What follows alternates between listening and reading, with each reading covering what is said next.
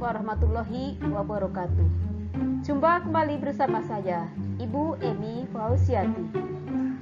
Pada kesempatan sebelumnya, Ibu sudah menjelaskan materi proposal, mulai dari definisi, manfaat, fungsi, tujuan, dan sebagainya. Sebagaimana kita ketahui, proposal adalah rencana kerja yang dituangkan dalam bentuk rancangan. Jadi, proposal itu dibuat sebelum sebuah penelitian atau sebuah kegiatan dilaksanakan. Baik, kita sama struktur dan kaidah kebahasaan proposal kegiatan. Yang pertama adalah struktur atau sistematika proposal. Terdiri dari latar belakang, tujuan dan manfaat, nama kegiatan, tema kegiatan, peserta, kepanitiaan, rencana anggaran, hasil yang diharapkan, dan terakhir penutup. Yang berikutnya adalah kaidah kebahasaan. Meliputi menggunakan istilah ilmiah, menggunakan kata pendefinisian, menggunakan kata dengan makna perincian, menggunakan kata kerja tindakan, menggunakan kata yang bersifat keakanan, dan menggunakan kata denotatif. Yang pertama, sistematika proposal adalah latar belakang. Latar belakang sering disebut juga alasan pemilihan judul. Latar belakang diawali dengan perihal yang bersifat umum, kemudian dilanjutkan ke perihal yang bersifat khusus. Latar belakang juga berisi mengapa sebuah kegiatan perlu dilaksanakan. Contoh, sebagai pemuda dan pemudi Indonesia, kita harus bisa mengisi dan memperingati Hari Kemerdekaan dengan kegiatan yang positif. Selain sebagai rasa syukur atas kemerdekaan Indonesia dan perjuangan para pahlawan dalam mengisi kemerdekaan, berbagai kegiatan positif dilaksanakan. Dan yang paling utama adalah kita sebagai pemuda bisa meningkatkan rasa cinta kepada tanah air melalui berbagai kegiatan yang selanjutnya adalah tujuan dan manfaat. Tujuan proposal yaitu sesuatu yang akan dicapai melalui kegiatan yang kita rencanakan. Di dalam merumuskan tujuan juga harus diingat pula manfaat yang akan dicapai, baik itu manfaat bagi individu berencana maupun manfaat bagi masyarakat umum atau halayak. Contoh, tujuan kegiatan lomba dalam rangka memperingati Hari Ulang Tahun Kemerdekaan Republik Indonesia. 1. Meningkatkan kualitas berpikir siswa-siswi. 2. Membina persahabatan, kebersamaan, dan kesatuan. Dan yang ketiga, memupuk kedisiplinan dan kreativitas dan prestasi. Sistematika yang selanjutnya adalah nama kegiatan. Nama kegiatan adalah nama yang akan ditujukan terhadap sebuah kegiatan tersebut. Misalnya, kegiatan peringatan Hari Ulang Tahun Kemerdekaan Republik Indonesia. Baik, kita lanjutkan tema. Dalam sebuah proposal ada juga tema kegiatan. Tema kegiatan ini ditulis sesuai dengan tema yang disepakati secara bersama dengan forum atau tema yang memang sudah tersedia sebelumnya. Contoh tema kegiatan peringatan HUT RI yaitu dengan peringatan HUT RI kita tingkatkan persatuan dan kesatuan bangsa. Berikutnya adalah peserta atau sasaran kegiatan. Pada bagian sasaran kegiatan, memberikan informasi mengenai siapa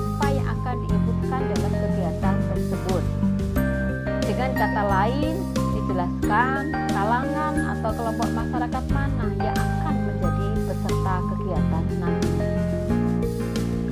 Contoh peserta seluruh siswa atau masyarakat desa atau pemuda. Ini contoh sasaran atau peserta kegiatan. Yang berikutnya, di dalam proposal ada kepanitiaan. Pada bagian ini menyebutkan tentang susunan panitia yang akan bertanggung jawab dalam melaksanakan acara. Susunan kepanitiaan meliputi nama panitia serta jabatan dan tugas yang diembannya. Ya, contoh ini sebagian contoh struktur kepanitiaan ada ketua, wakil ketua, sekretaris, bendahara, dan tentunya ada seksi-seksi yang nanti akan menyukseskan sebuah kegiatan tersebut. Selanjutnya adalah rencana kegiatan. Di dalam proposal kegiatan juga menyertakan bagian anggaran dan dana. Dalam bagian ini dijelaskan kalkulasi anggaran biaya yang dibutuhkan untuk menyelenggarakan kegiatan tersebut. Estimasi biaya diperlukan dan dijadikan sebagai pertimbangan bagi pihak sponsor ataupun donatur. Sekedar contoh saja di sini, rencana anggaran ada untuk pembuatan banner 4 kali 200.000 berarti 800, administrasi 200, kemudian ada pembelian hadiah, konsumsi. Di dalam rencana anggaran disebutkan pula sumber dana. Sumber dana dari mana saja, kemudian baru dari situ dirinci pengeluarannya apa saja. Selanjutnya adalah hasil yang diharapkan. Pada poin ini dikemukakan mengenai hasil yang diharapkan dicapai melalui kegiatan tersebut. Misalnya, hasil yang diharapkan melalui kegiatan peringatan HUT RI adalah meningkatkan rasa nasionalisme dan menemukan bakat para siswa melalui berbagai kegiatan lomba yang diselenggarakan. Baik, kita lanjutkan bagian penutup. Yang terakhir pada bagian proposal ada bagian penutup. Pada bagian ini menjelaskan mengenai ringkasan kegiatan yang dilakukan. Selain itu juga gunakanlah kata-kata persuasif agar kegiatan di dalam yang direncanakan ini dapat disetujui oleh pihak penerima proposal. Jika kegiatan untuk dilakukan di sekolah oleh panitia dari OSIS atau pramuka, tentunya kegiatan tersebut mengharapkan persetujuan dari kepala sekolah. Sebagai contoh di sini, demikian proposal ini disusun dengan sebuah harapan Bapak Kepala Sekolah memberikan dukungan penuh atas terselenggarakannya kegiatan dalam rangka memperingati Hari Ulang Tahun Republik Indonesia. Oke, selanjutnya kita menuju ke kaidah kebahasaan. Di dalam proposal ada beberapa kaidah kebahasaan. Yang pertama adalah menggunakan istilah yang ilmiah. Maksudnya, menggunakan istilah ilmiah yang berkaitan dengan kegiatan yang akan dilakukan atau berkaitan dengan bidang keilmuannya. Mamanya ya, sebagai contoh ini dalam proposal maka harus disusun secara sistematis. Kita menggunakan kata sampel, analisis, objektif, dan yang lainnya tentunya yang terkait dengan proposal yang dibuat. Yang kedua adalah menggunakan kata kerja tindakan. Jika dilihat dari tujuan dibuatnya proposal, sangat berkaitan dengan tindakan, khususnya dalam merencanakan sebuah kegiatan. Sehingga di dalam proposal harus terdapat kata kerja tindakan untuk memberitahukan tujuan dan keinginan dibuatnya proposal. Kata kerja tindakan berarti kata kerja yang menggambarkan sebuah aktivitas tertentu Di dalam proposal kita merencanakan, kita bisa menggunakan kata menindaklanjuti. Contoh lain kata kerja tindakan adalah mempersiapkan. Kemudian menggunakan kata pendefinisian. Di dalam proposal terdapat sebuah istilah yang tidak semua orang dapat memahami istilah tersebut, sehingga membutuhkan penjelasan tersendiri untuk menjelaskan istilah tersebut. Untuk itu dibutuhkan kata yang berfungsi untuk mendefinisikan. Contoh-contoh kata yang berfungsi untuk mendefinisikan adalah kata yaitu, adalah, merupakan, yakni, dan ialah. Selanjutnya, menggunakan kata dengan makna perincian.